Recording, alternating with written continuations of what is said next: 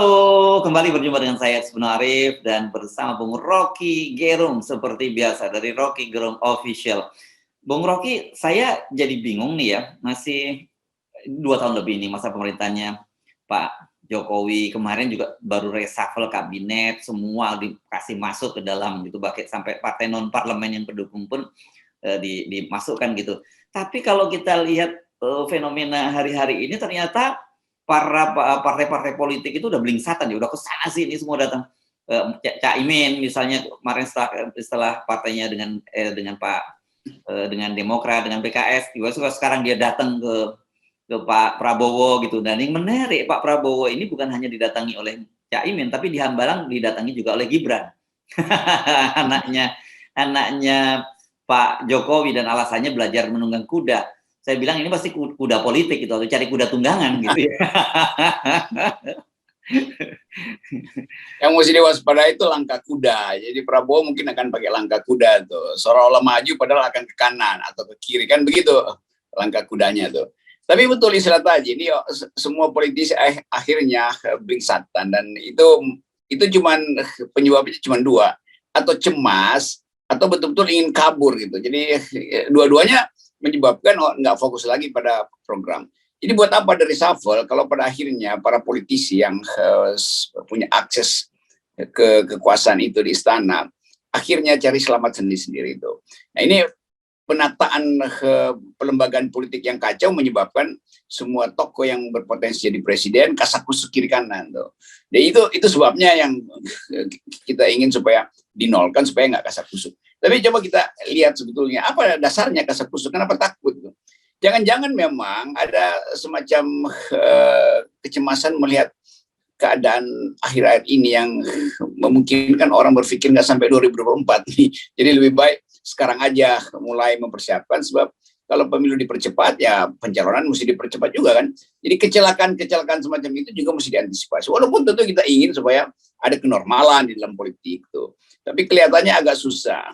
Nah, ini masalah yang ditinggalkan oleh Pak Jokowi sebetulnya. Pelembagaan politik yang kacau menyebabkan semua jadi blingsatan. Iya, orang semacam Pak Prabowo juga yang seharusnya stabil, akhirnya terlihat galau juga, sehingga mesti melapor pada Gibran. Kan itu udah jadi semacam tradisi itu, harus melapor pada Gibran gitu. Dan ya biasa kita anggap bahwa permainan politik Indonesia itu memang nggak ada polanya, sehingga setiap sudut yang memungkinkan dapat informasi itu dimasuki itu, atau dilirik, atau diintai. Itu faktanya. Jadi artinya memang dalam situasi semacam ini semakin kelihatan ya betapa Pak Jokowi itu ya betul dia presiden, tapi sebenarnya dia tidak sepenuhnya berkuasa. Dia memerintah, tapi sebenarnya ya lagi-lagi tidak, perintahnya nggak ditaati oleh para bawahannya gitu. Ya, kalau Pak Harto memerintah sekaligus berkuasa. Kalau Gus Dur berkuasa tapi tidak memerintah. Kalau yang ini memerintah enggak, berkuasa enggak tuh kan. Itu yang terjadi sebetulnya tuh. Ini bahayanya kalau presiden akhirnya menemukan dirinya tidak mampu memberi sinyal harapan. Itu yang menyebabkan politisnya kasakusuk tuh, nyari peluang untuk terakhir kali menghirup sisa-sisa APBN segala macam tuh. Nah, kita mungkin bisa prediksi dalam 2-3 bulan ke depan ini kasakusuk ini bisa betul-betul jadi manuver yang berbahaya buat istana tuh.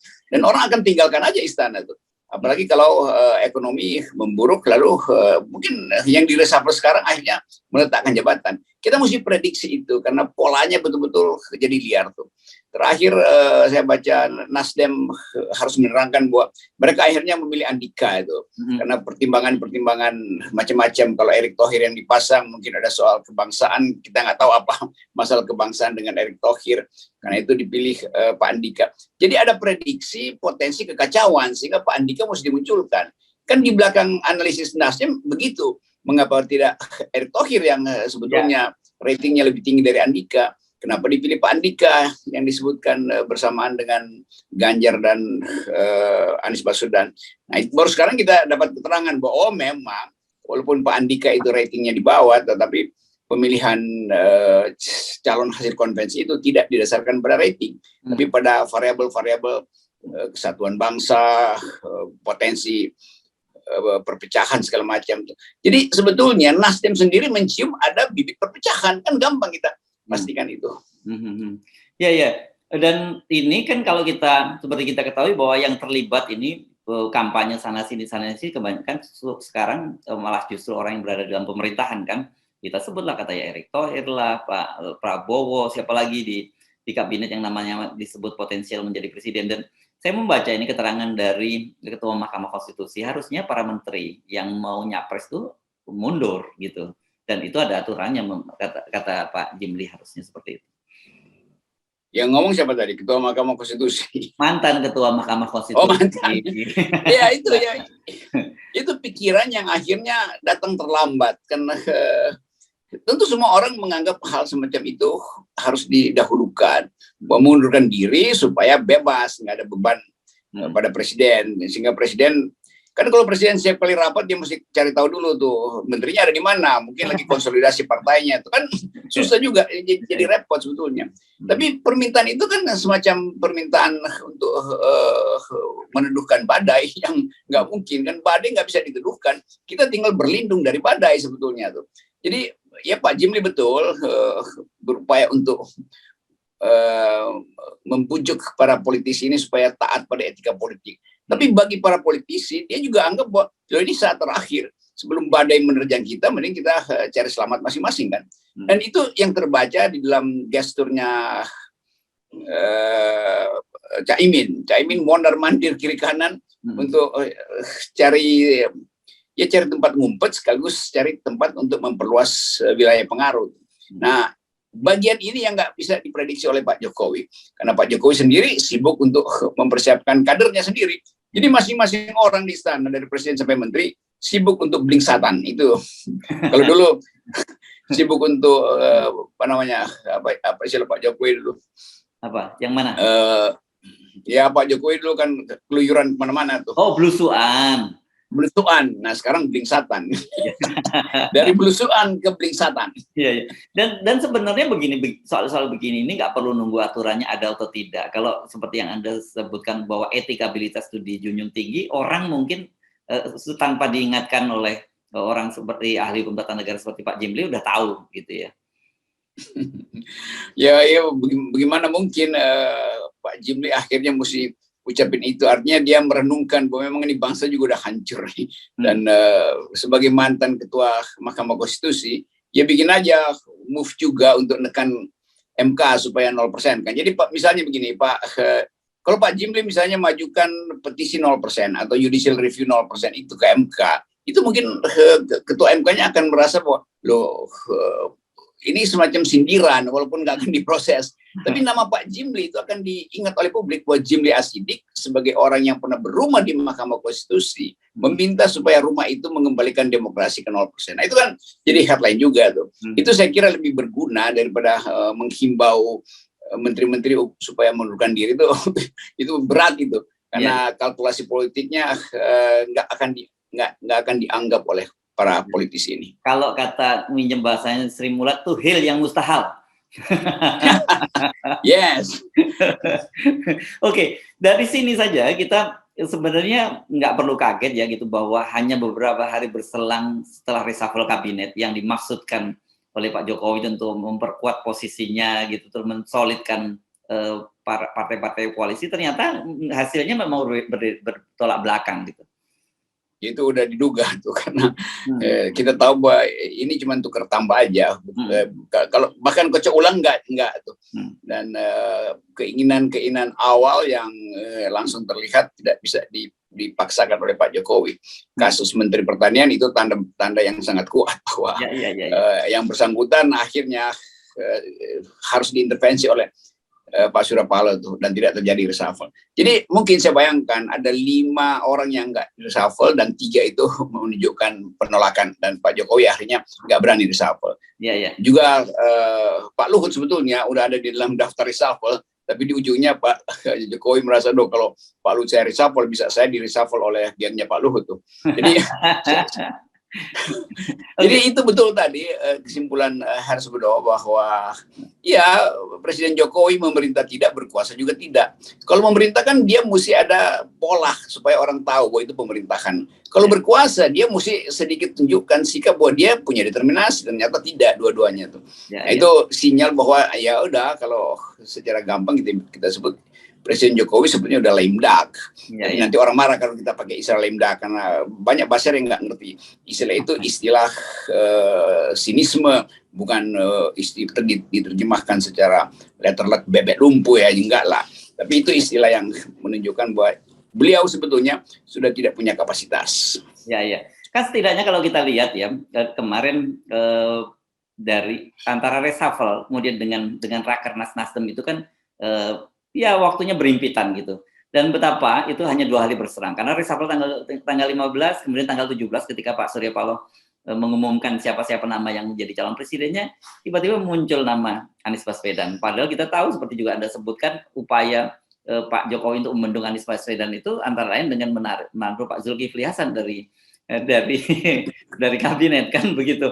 Ini saja seorang udah sebenarnya ya orang seperti Surya Paloh ternyata bisa dengan cepat mengukur sebenarnya di mana gitu kekuatannya Pak Jokowi, dan sehingga dia berani langkah jauh seperti itu gitu. Itu namanya intai mengintai program kan.